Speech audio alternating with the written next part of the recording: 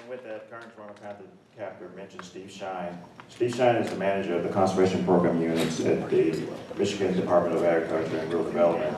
And I want to thank Steve. Steve worked real close with the other two states to pull this proposal together. And I want to introduce Steve Shine.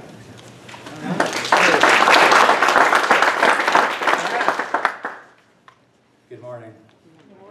As I was preparing my notes this morning, I was telling my daughter what I was going to do today.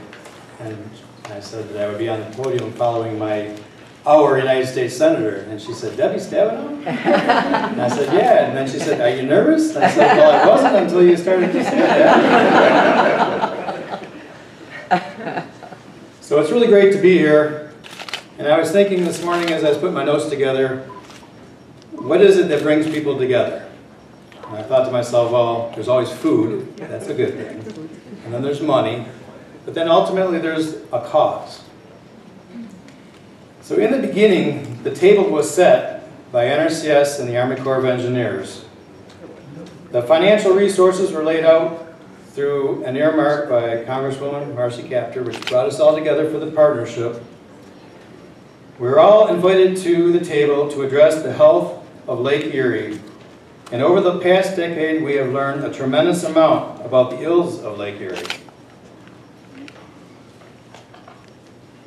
The universities have led the way, shifting what we have traditionally understood about phosphorus to a discussion about dissolved reactive phosphorus. And the passage of the 2014 Farm Bill, led by our U.S. Senator Debbie Stabenow, go green, yes, great color. creates a new opportunity for all of us. The Regional Conservation Partnership Program was developed in part as the result of the Senate staff attending one of our Western Lake Erie Basin partnership meetings. 3 states working together, pooling their resources to address the issues of Lake Erie. It has been a great experience to work with so many dedicated professional conservation-minded people in the development of our proposal. And I'd like especially to recognize Elaine Brown as the primary author for her leadership and creativity of the states. I wasn't going to say cats and herding the cats, but I thought better of it. And all of our partners' commitment to the cause, especially represented by ODNR Mike Bailey and Jennifer Thumb from the Indiana Department of Agriculture.